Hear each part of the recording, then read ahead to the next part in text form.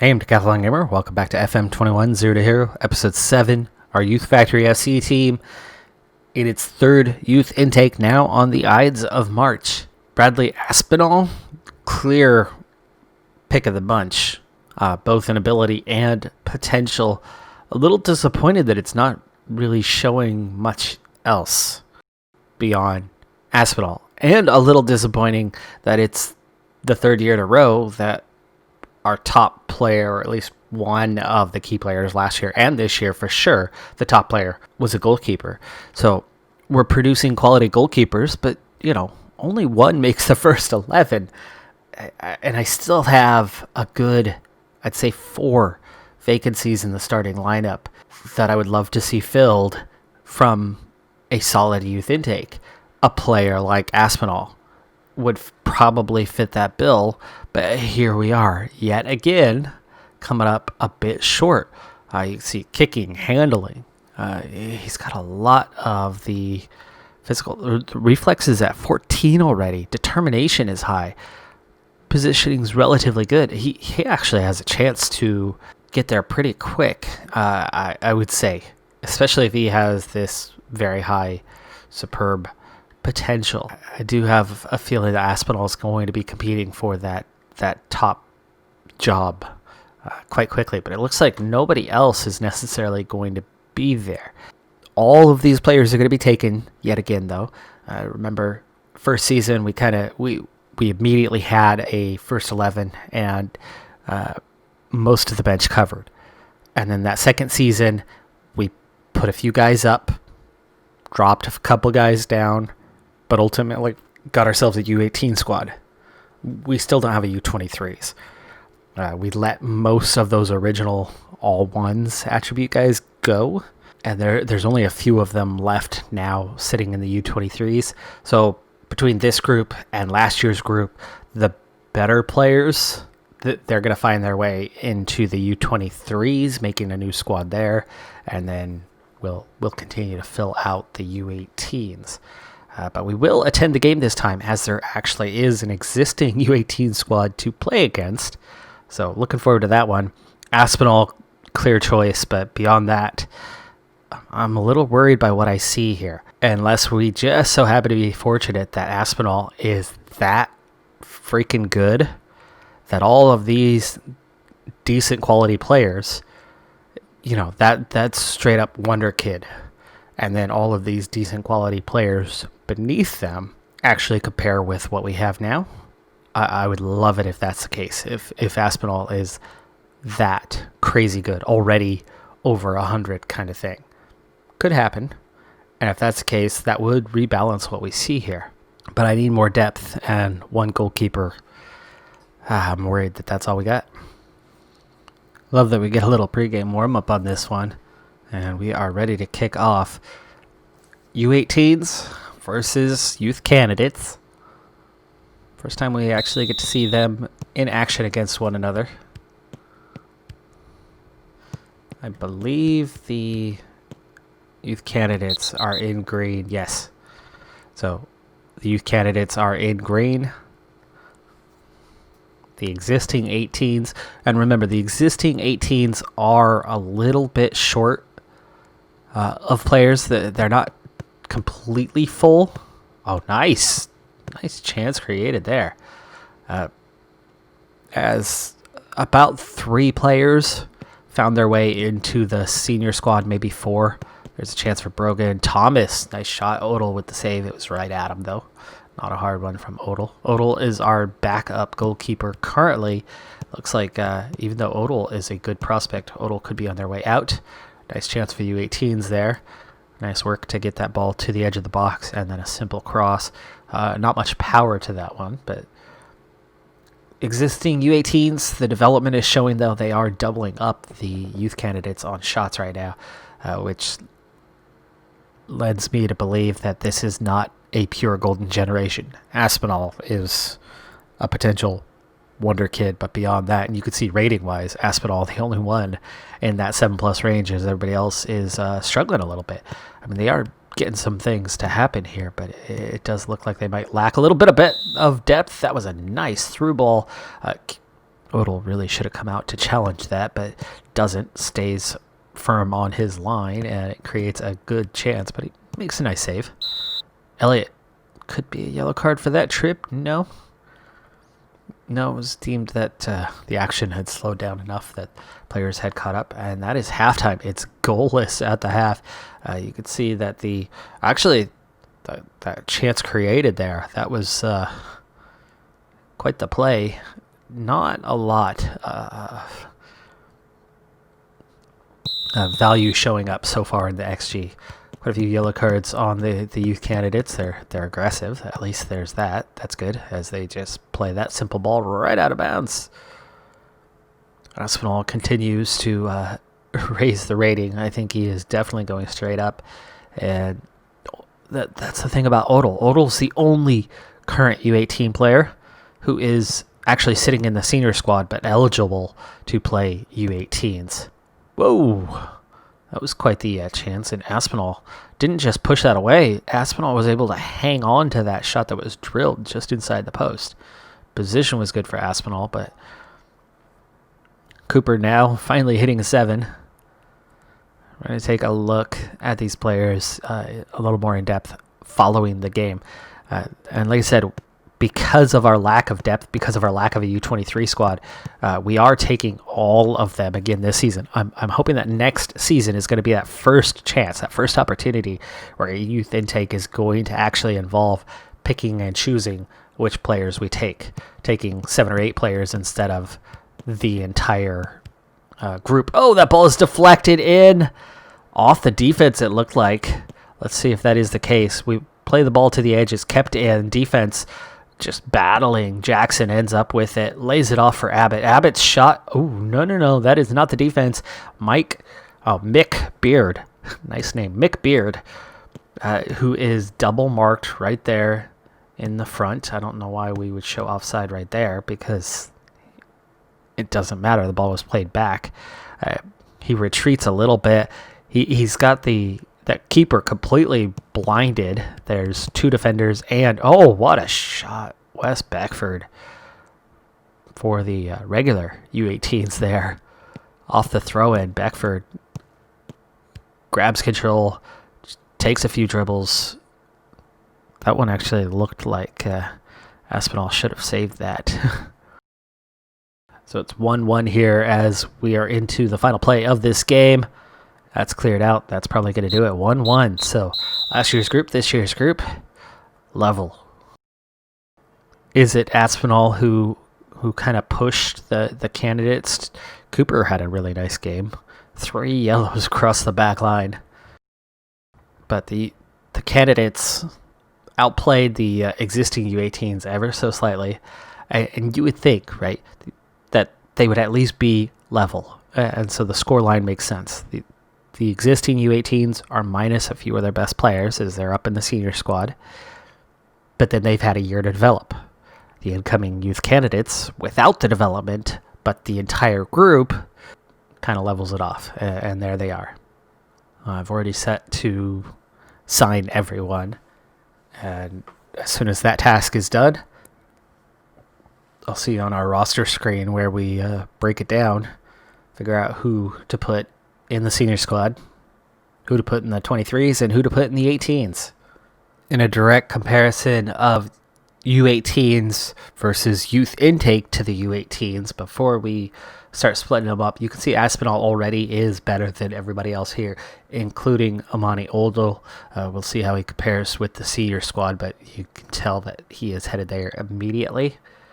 The next 3 best in terms of current ability are all from last year's intake, but then you can see Barbados, McCarthy, and Thomas, Brogan, Jackson, all filling in quite well, mixing quite well with last year's U18.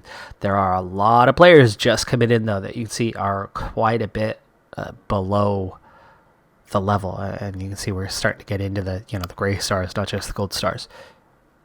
But a lot of players, gold star wise, comparative to the senior squad, is certainly a good sign.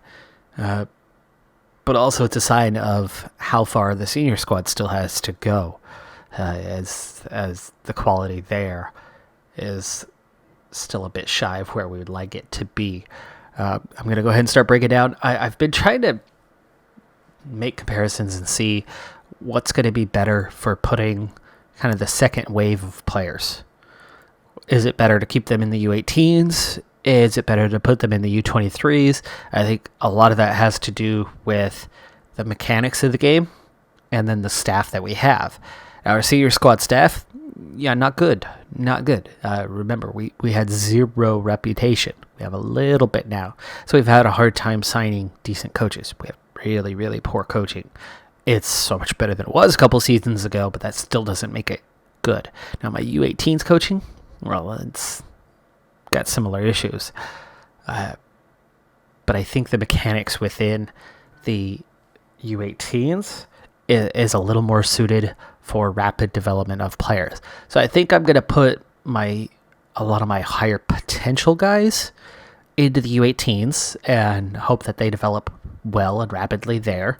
And then the U23s will be more of the stomping grounds for the players that don't have a future with the squad, as in they're the reserves. That's your reserve squad. U18 is where you put your high hopes. At least that's what I'm intending to do anyway. Now looking at all three teams put together, the only change that I'm really going for right now is that Aspinall is moved to, for him, U23 goalkeeper makes a little more sense with the scheduling.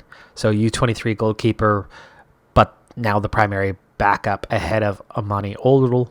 You can see at a 79-63 with a 158 potential is now our highest potential among the team. That is somebody who could, if he got to fully developed, play in the Premier League. Not be a top star or anything, but certainly could make the Premier League with that type of potential.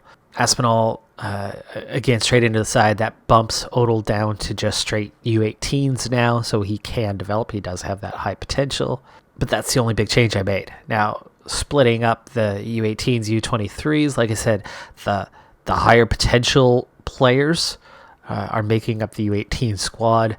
The lower potential players, for the most part, this group down here, are going to make up the U23s.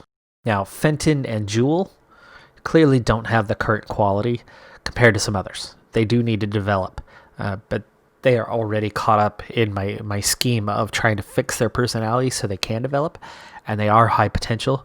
So I'm actually, for now, going to go ahead and leave things as they are, as there's no player that's significantly better. McManus isn't bad. McManus is somebody I'm thinking about getting in. Robbie Burns, both of those could be in the mix, but it's not going to impact us a whole lot. What I want to see is a Sam Thomas start to take off, an Andy Fenton, a Harry Jewell start to take off, as they are the higher potential players. Adam Elliott. Other than that, we're still pretty lacking. You see now, though, there are 3 players over 100. McGregor, Holmes, Lambert, Hurst getting really close. Hoey getting up there as well. Hoey's still the starter for now, as he is a ways ahead of Aspinall. And you can see the potential actually is relatively similar. 10 games to go in the season, and a 19-point lead is looking pretty comfortable. We didn't get a brand new intake that was going to instantly impact the senior squad, which obviously is a little disappointing. But with development, we'll get there. We'll get there in time. Either way, we finally do have some depth to the team. That's good news. Quality at the senior level is what we're going to need. Obviously, the quality we have now is enough to dominate these lower leagues. It's not going to get us real far with the higher leagues, and we're only going to develop so much with poor coaching. We have facilities, but how else? How else are we going to get there? We've got to fix some personality, so a lot of them will develop more easily. So that's kind of the short-term focus for now, as we try to climb out of these lower reaches of the English pyramid. And then as we get a little higher, it's going to get a lot tougher, a lot faster, if we're not able to continue that development element to what we have going on. I think we're going to be pretty comfortable in the lead for the league. That is 10 matches to go. Let's go ahead and push forward about half of those matches and then see if our lead's holding, if we've already won the league by then, and then we'll very quickly get to the end of the season from there. Still a handful of games to go, and we have cruised to victories and that title well ahead of the end of the season. The big news, though, is that Michael Lambert, who is of Australian origin, the Australian teams during their window have come after him full bore. He's already broken into the senior squad, even though he's only just over a 100 in current ability. He's already broken into the senior squad for the national team. Surprise, surprise. But the offers got big, fast. 17-year-old fullback of high potential and already good current ability. Every team in, what do they call it, the A-League? Every team has been putting in bid after bid after bid as they approach their transfer deadline. And finally, we get to Western Sydney Wanderers. Non-negotiable offer worth an initial $275,000 eventually could rise to $375,000. Well more than what they've ever paid for a player, and that's been it. He has accepted. The good news for me, though, is we were able to keep him till the end of the season. Now, the reason why this all came in is the offer was so big that the board just couldn't deny it, because a lot of that money goes straight into their pockets. Unlike the team's finances, they see the windfall of that one in a big way. And so we've had Michael Lambert sold. He is joining the Western Sydney Wanderers.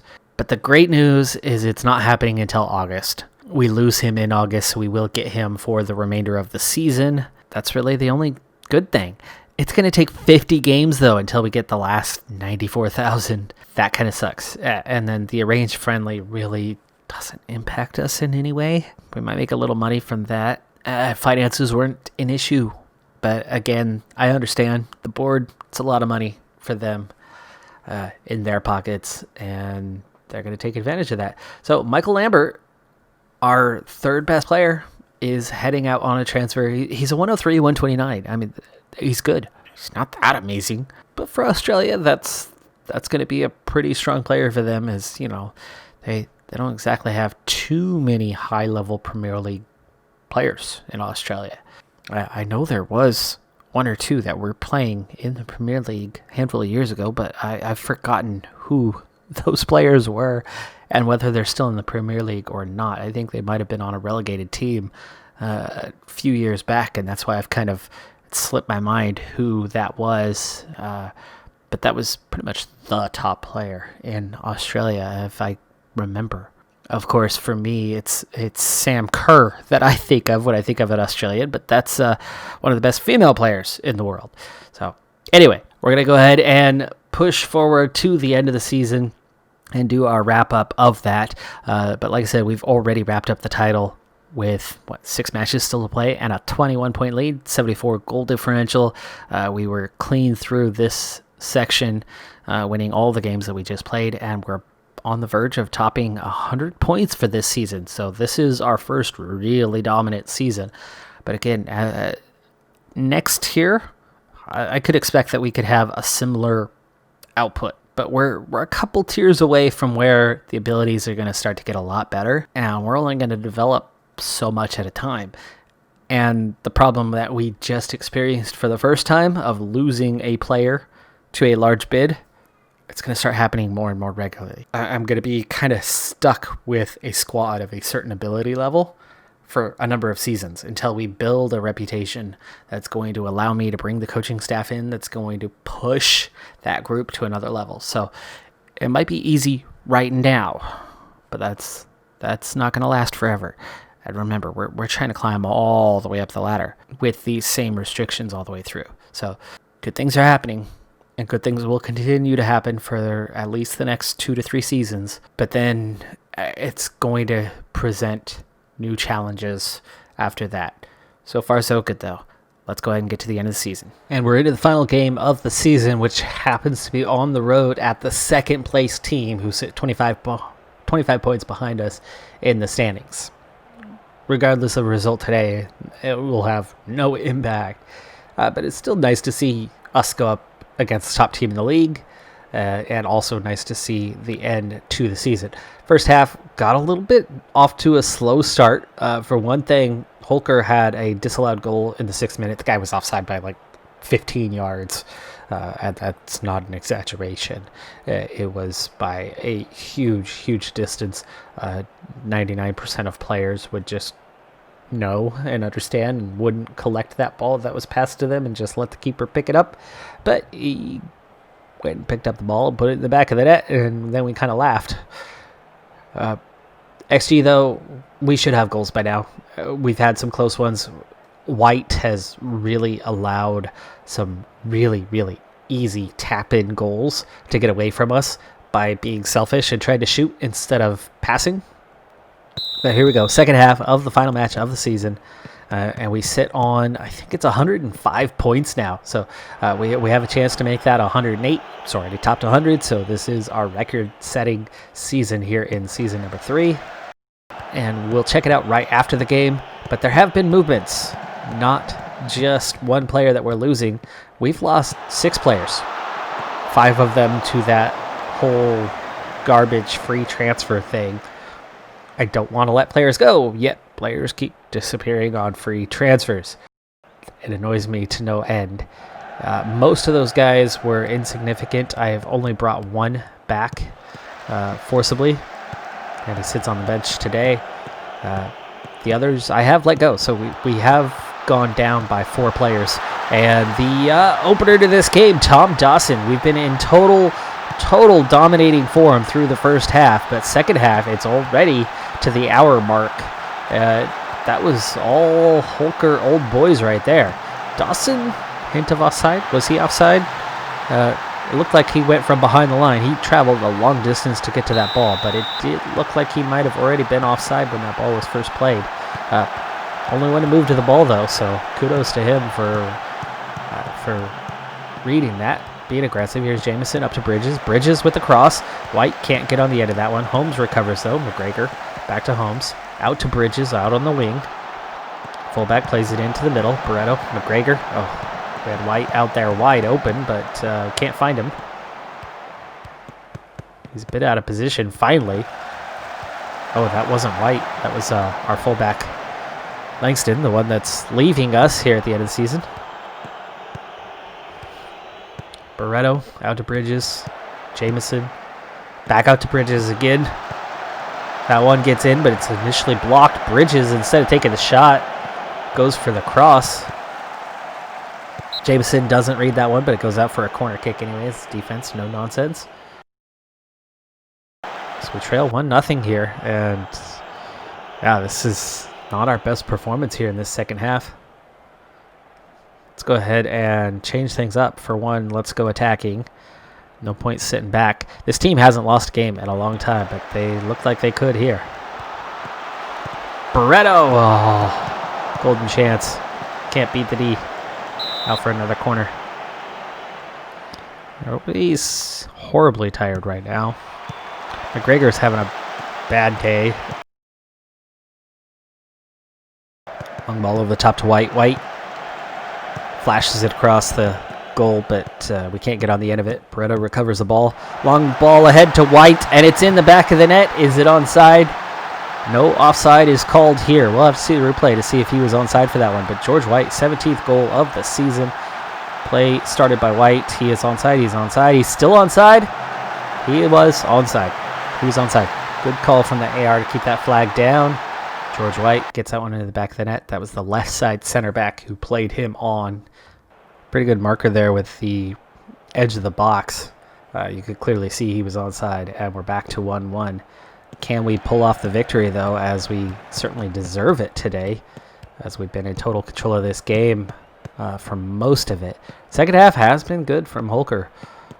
Much better. Highlight-wise, they're creating better chances than we are right now, as there's another. Goes out for the goal kick, but 28-6. He had 20 shots in the first half, but there it is. Lee Williams' first goal of the season. That's our center back, and he has not played much. But here he is from the free kick from his center back partner, Hurst. So center back to center back, linking up on that one. Definitely onside, no doubt about it. And in stoppage time, it looks like we have our winner.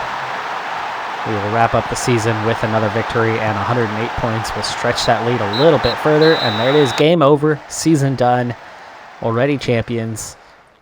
You can see the injury report on the season is quite favorable for us. We lucked out that there was not much in terms of injuries this season, and I think that's a large contributor to why we were able to get such a strong performance out of the team. So there you go, champions on 108 points. 80 for Holker, who we just beat in that one with the come from behind victory late on. 8 wins better than anybody else in the league. Goal differential in 81, nearly +2 per game. And that is definitely our record haul for the season. Arnoldswick, Runcorn down, the ones heading down. Newcastle Town struggling through. Droylsden down in 13th. Vauxhall 11th. They were favorites besides us. Kemmel Laird was the one who was closer most of the season. You can see they slipped right at the end. They were sitting third just a few games back, so a little bit of a late season crumble for them. You can see the quality improvement. Last season, we barely had about 51% of the possession. This season, with essentially the same players, a little more developed, we're able to get 57% of the possession, 4% better than anybody else in the league. 82% passing. It really shows just how much stronger we were. 115 goals, 20 better than anybody else in the league. XG also strongly in our favor.